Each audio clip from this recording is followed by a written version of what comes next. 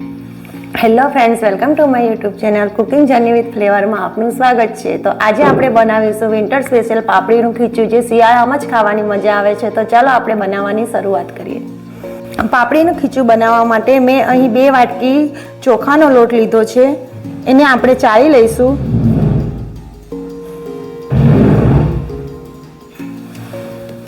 Gas on કરીશું। જે માપથી આપણે લોટ લીધો છે એ જ વાડકીથી આપણે 4 વાડકી પાણી એડ કરીશું।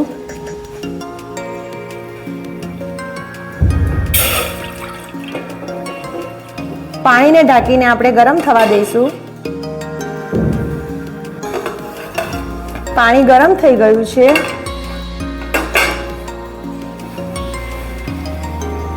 હવે એમાં આપણે 3 થી 4 લીલા મરચાંની પેસ્ટ એડ કરીશું।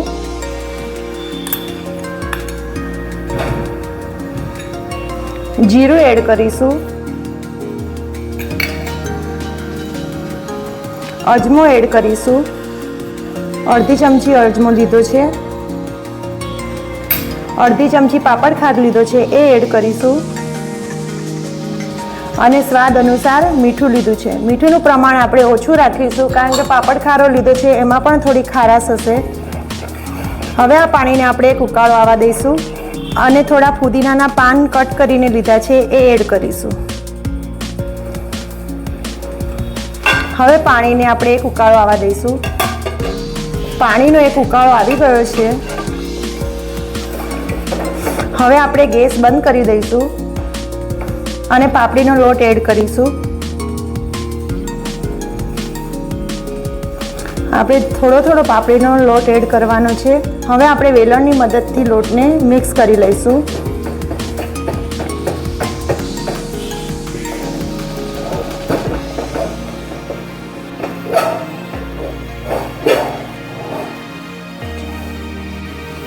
પાપડીના લોટને મિક્સ કરી લીધો છે। હવે આપણે એને ગેસ પરથી ઉતારી લઈશું।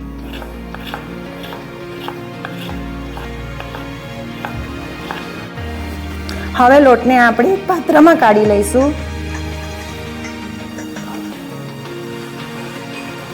હવે ગેસ ઓન કરીશું। અહીં મેં સ્ટીમર લીધું છે, એમાં આપણે પાણી એડ કરીશું। જરૂરિયાત પ્રમાણે આપણે પાણી એડ કરવાનું। હવે પાણીનો આપણે એક ઉકાળો આવવા દઈશું। પાણી ઉકળે છે એટલી વાર આપણે સ્ટેન્ડ ઉપર તેલ લગાવી લઈશું અને આ રીતે પાપડીના લોટના લોયા બનાવી લઈશું।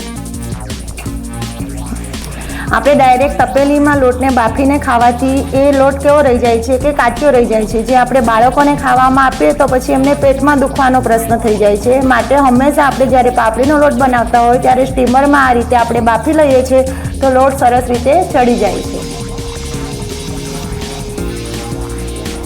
આ રીતે બધા જ પાપડીના લોટના મેં લુવા બનાવી લીધા છે। હવે પાણી પણ ઉકળીને તૈયાર થઈ ગયું છે। હવે આપણે એમાં સ્ટેન્ડ મૂકીશું અને પાપડીના લોટના લોયા મૂકીશું।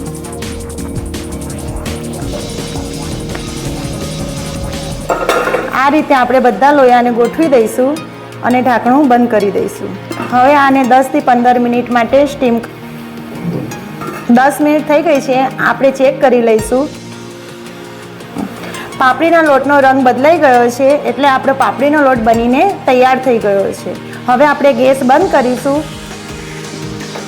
અને પાપડીના લોટને આપણે પાત્રમાં કાઢી લઈશું। આ રીતે આપણે પાપડીનો લોટ કાઢી લઈશું। હવે આપણે બીજી બેચ તૈયાર કરી લઈશું।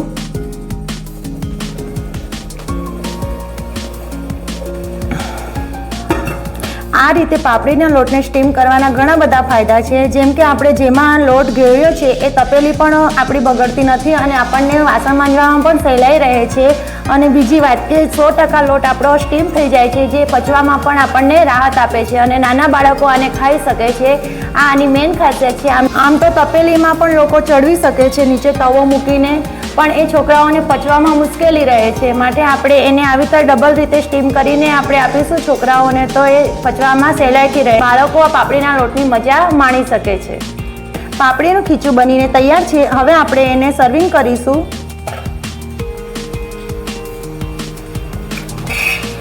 હવે ઉપર આપણે સિંગ તેલ એડ કરીશું. પાપડીના લોટના ખીચાનો સિંગ તેલથી બહુ સરસ ટેસ્ટ આવે છે. હવે આપણે અથાણાનો સંભાર એડ કરીશું. તો એકદમ હેલ્ધી અને ટેસ્ટી પાપડીનું ખીચું બનીને તૈયાર છે, જેને શિયાળામાં ખાવાની બહુ જ મજા આવે છે. તો ફરીથી મળીશું આપણે આવી અવનવી રેસીપી સાથે અને એક નવા જ વિડીયોમાં. Bye bye.